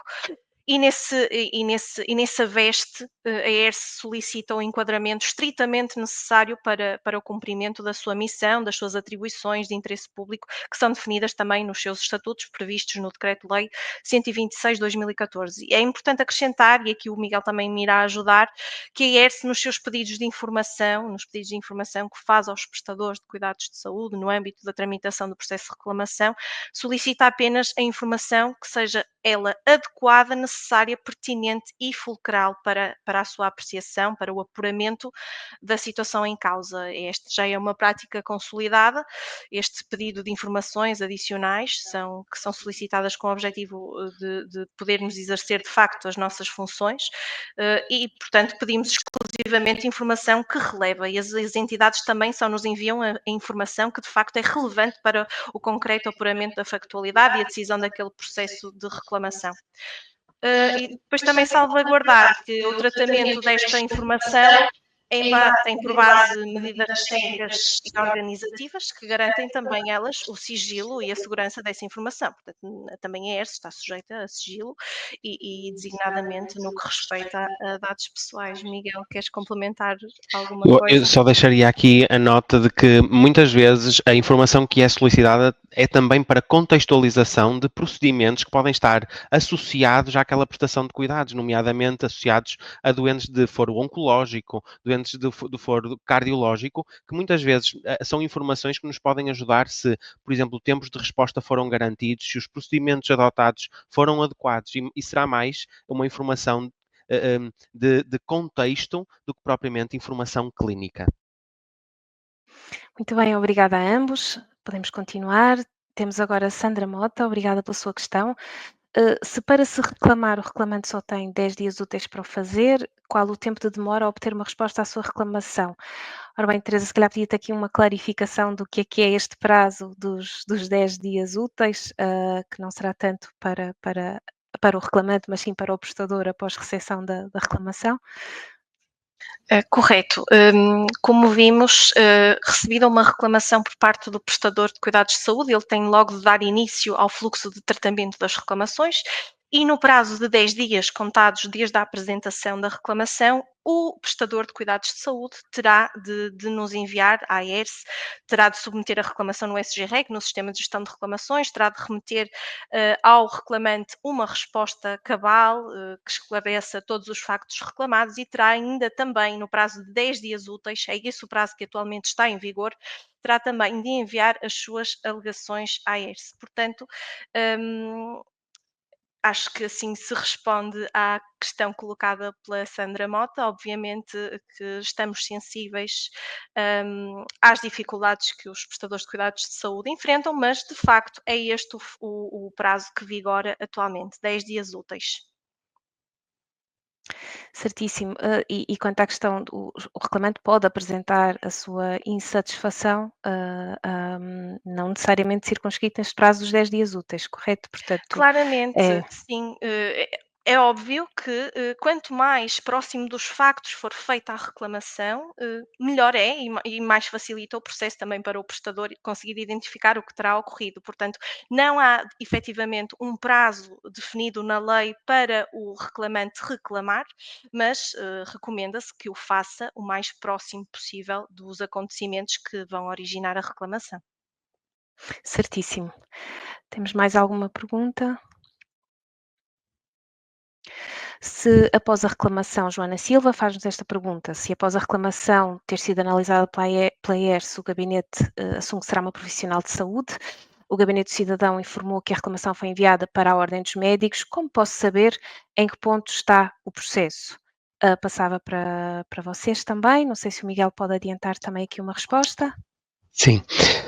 Antes de mais, salientar a importância de que os profissionais tenham conhecimento dos desfechos dos processos de reclamação e da necessidade de cada vez mais este fluxo ser fomentado dentro dos prestadores. Respondendo à questão, uma vez tendo sido remetido o processo para a ordem, por motivo de ter sido verificado indício de inconsistência em termos de atuação clínica ou deontológica, é esta entidade que deve ser solicitada a informação sobre o processo, já que são estas as entidades também que têm a incumbência de intervir em caso de violação das leis da arte.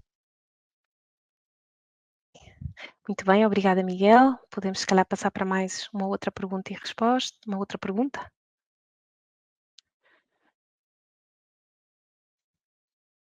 Pedia, por favor, à nossa equipa. Portanto, temos agora uma pergunta de Maria do Carmo Domingos Lopes. Dado que é muito difícil cumprir na maior parte das posições os 10 dias úteis, lá está, uma vez mais, o prazo dos 10 dias úteis, a ERSE já ponderou alargar este período. Ora bem, pedi aqui à nossa equipa para clarificar em que medida a ERSE pode ou não influenciar este prazo e o porquê destes 10 dias úteis. Teresa, se quiseres ajudar. Sim, posso iniciar. Obrigada pela questão. Nós compreendemos que esta questão do prazo possa originar dúvidas, é por isso que estamos a fazer mais este webinar, é por isso que temos imensa informação produzida. sobre esta matéria, e é por isso que também temos o nosso alerta de supervisão 5/2022, que poderão consultar no nosso website, que veio reforçar este prazo de 10 dias. De facto, o Decreto-Lei 156/2005 prevê 15 dias, mas estes 15 dias não têm em consideração especificidades do setor da saúde, que é onde nós nos movemos. Especificidades essas que vieram fundamentar a prescrição já nos estatutos da ERSE, que é lei especial face aos demais diplomas, do prazo de 10 dias úteis. Portanto, atualmente, os prestadores devem cumprir este prazo. No entanto, a ERSE não pode estar alheia às dificuldades sentidas pelos prestadores, como já vos disse, e temos vindo a pronunciar-nos sobre a utilidade de eventualmente o legislador ponderar uma alteração para os 15 dias. Isto resulta, como é óbvio, da auscultação que a ERSE faz diariamente aos prestadores de cuidados de saúde na tramitação de reclamações.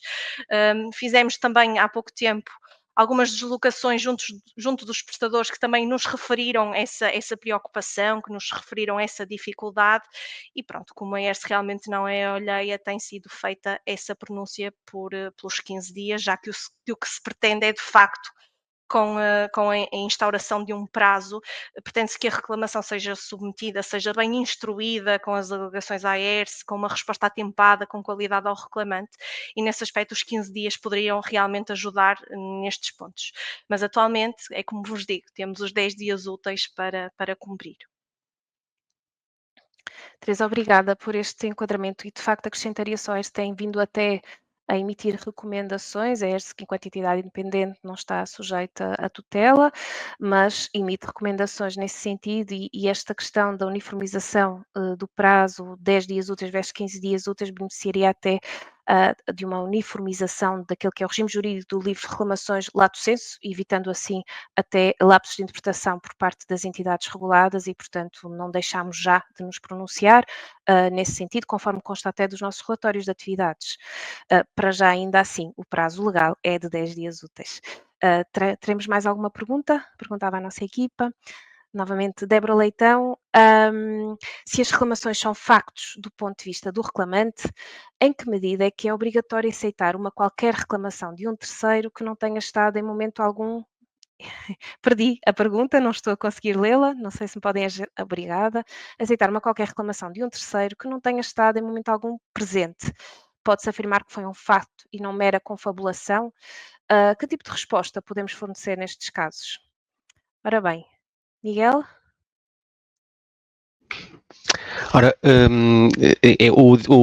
a quem apresenta a reclamação e o reclamante pode ser qualquer pessoa que tenha acompanhado ou sido alvo de uma prestação de cuidados, portanto, qualquer pessoa pode apresentar uma reclamação e essa pessoa, ou esse utente, terá direito a obter uma resposta por parte do prestador. Portanto, a informação a prestar será sempre o mais adequada possível àquela que é a pretensão daquele reclamante, sem, obviamente, partilhar informação de saúde concreta e que possa ser incluída em dados sensíveis e dados confidenciais daquele utente. Se queria voltar aqui à pergunta só para perceber. Ok, efetivamente há utentes que recorrem a outras pessoas significativas, transmitindo-lhes a mensagem daquilo que passaram, e são outras pessoas ou terceiras pessoas que apresentam a reclamação em representação.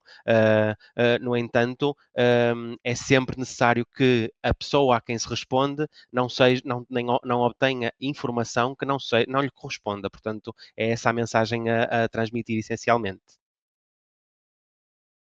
Certíssimo. Mais alguma pergunta? Teresa, não sei se queres acrescentar algum ponto? Pois, no fundo, em complemento àquilo que o Miguel estava a dizer, o facto de uma pessoa não ter presenciado algo não não significa que o seu relato e aquilo que é vertido na reclamação não seja factual. Simplesmente não têm conhecimento direto daquilo que ocorreu.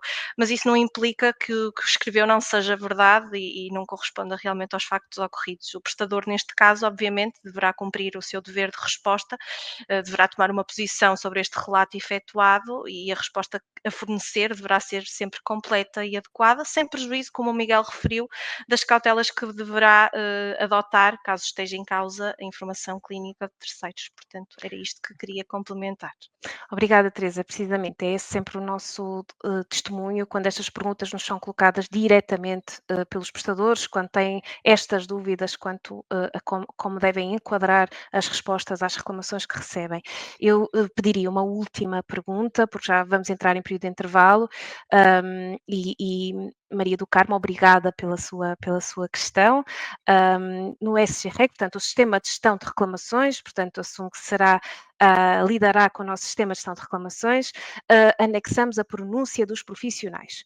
É correto fazê-lo? Sim? Portanto, Miguel, abordaste esta questão na tua apresentação, se quiseres complementar e reforçar a nossa perspectiva, agradecia-te. Obrigada. A pronúncia dos profissionais é sempre importantíssima, mas deve ser entendida como informação que deve ser devidamente preparada e construída sob forma de resposta para remeter ao reclamante e à ERSE. Portanto, a pronúncia dos profissionais não deve ser remetida diretamente à ERSE, deve ser trabalhada pelos gabinetes ou pelas entidades que preparam as respostas e que lidam e que gerem as reclamações no prestador, que deverão trabalhar essa pronúncia e remeter alegações finais. Imaginem, por exemplo, que um utente pede acesso à informação administrativa à ERSE,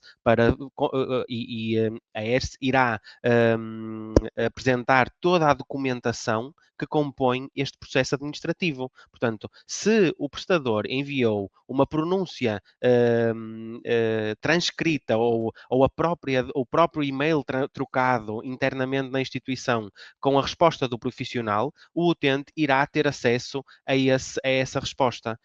Portanto, e podemos falar aqui da questão da confidencialidade dos dados. Muitas vezes a resposta do profissional tem informação clínica que depois não deve ser partilhada a terceiras pessoas, no caso de ser apresentada por uma terceira pessoa que não a que foi sujeita ao tratamento e, portanto, temos de ter aqui a cautela e o Gabinete do Cidadão tem os Gabinetes do Cidadão, os Gabinetes do Utente, quem prepara as respostas tem aqui a responsabilidade acrescida de trabalhar aquela informação para que seja clara, idónea e que seja também esclarecedora do ponto de vista daquilo que são os direitos e deveres do utente, mas, claro, tendo em conta que se eventualmente aquele utente ou aquele reclamante vier fazer um pedido de informação, a ERSE irá disponibilizar todo o conteúdo de documentação que está presente no processo.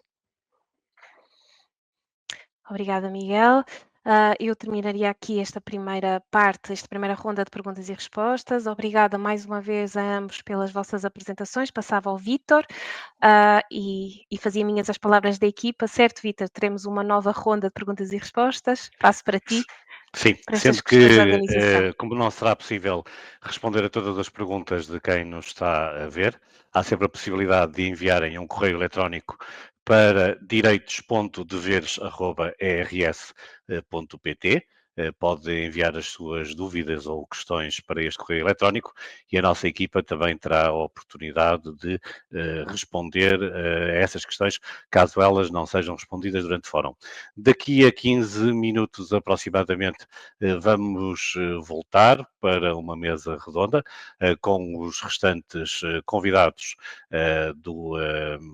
deste webinar, só para recordar que temos na nossa página da internet o acesso aos eventos webinars, direito à informação, à reclamação, o papel e a importância dos profissionais de saúde, e daqui a pouco teremos uma mesa redonda com o professor Dr. João Eurico Cabral da Fonseca, a doutora Fátima Candoso, o professor Dr. João Aquino, a professora doutora Eunice Henriques, e isto com a moderação da Ana Sofia Silva. Então, para todos, até já 15 minutos de intervalo e já voltamos.